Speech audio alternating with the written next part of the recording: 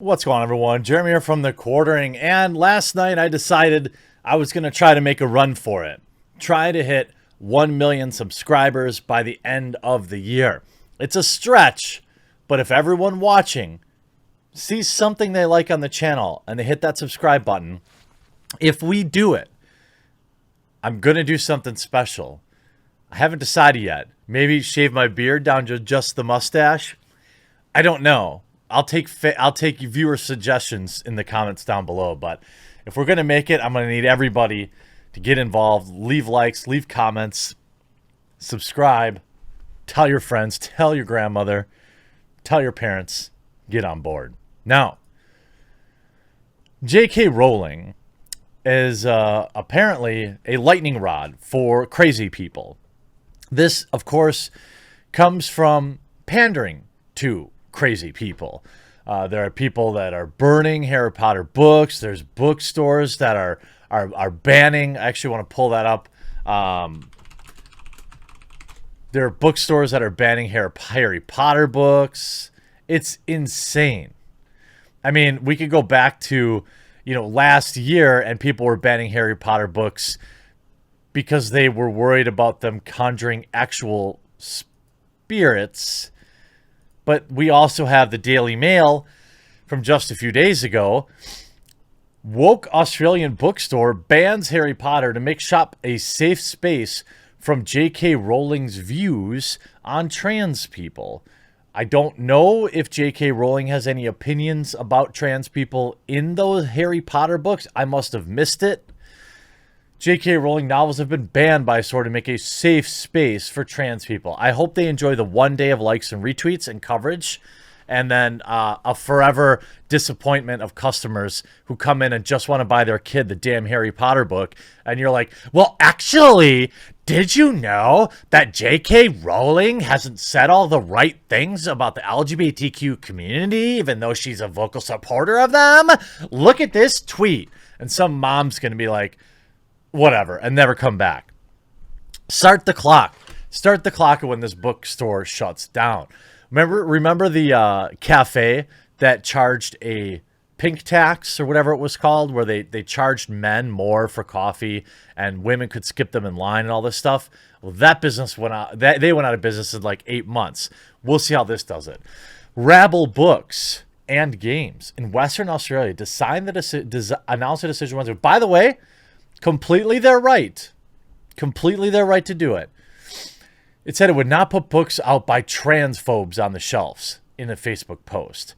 Decision allows J.K. Rowling making headlines for her views on transgenderism. Author has been subject to backlash online for weeks. Now, look, I don't know how else. I had a trans viewer email me yesterday about this. And I tried to kind of put where I was coming from the best I could to them. It is my opinion, and it should be other people's opinions, to live and let live. You may not be comfortable with people who are trans or people who are gay, but who cares? Like, it has no effect on you. You know what I mean? And it's such a weird thing that we're talking about 0.003% of the population or whatever it is. And it's like the number one thing. That's the number one powder keg, is the ultra tiniest group of people on the planet. Why do you think that is? I don't know. I feel like if I were trans, I wouldn't want people using my orientation as a cudgel to beat people with whose opinions they don't like. I just, want to get by. I want to enjoy my life to the best of my ability. It's ridiculous. I'm sure that the replies were all stunning and brave, slay queen, all from people that aren't in the area and don't shop at this bookstore. While stocking a book isn't an endorsement, good grief, that would be a minefield, we will always take orders from the books that aren't in stock. There are more worthy books to put on the shelf, books that don't harm communities and make us sad to unpack them. I mean, imagine. This is a bookstore in 2020 Are kids, is there a single book kids are even buying? It's hilarious to me. And this is all after J.K. Rowling's tweet saying, people who menstruate, I'm sure there used to be a word for those people. Someone help me out. Wumbin, Wimpund, Woomud. That's, I mean, essentially, this is, from what I understand, and I've been covering J.K. Rowling for quite some time. I still might be wrong about this. From what I understand, her controversial opinion is that gender is real. I mean, that's it.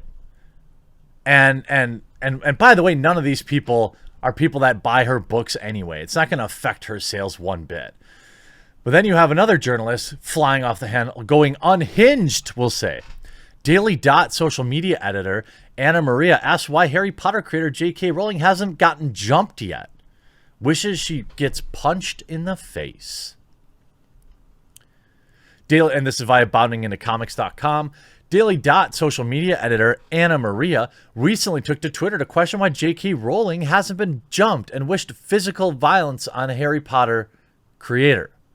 At the end of August, after Rowling published a statement on her return of the Robert F. Kennedy Human Rights Ripple of Hope Award, Daily Dot social media editor Anna Maria publicly discussed her hopes that J.K. Rowling gets punched in the face today in a pair of now deleted tweets. Shocking. I hope her nose breaks and it gushes all over her clothes, Maria stated. I hope her teeth get knocked out and she can't find them. She continued her thoughts on Rowling. I'm going to need cis Brits to step up. Why hasn't this... And notice how it's very interesting. Look at the words they're using. Why hasn't this violent transphobe not gotten jumped yet? She's too comfortable. J.K. Rowling is not. Well, probably not either of those things. But it's like, this is what happens. Take it from a guy who knows. These clowns twist and turn and mold their minds into, it starts as somebody with an opinion they don't like, and most of us are just, okay, whatever. If you're me, you make a YouTube video and you move on with your day.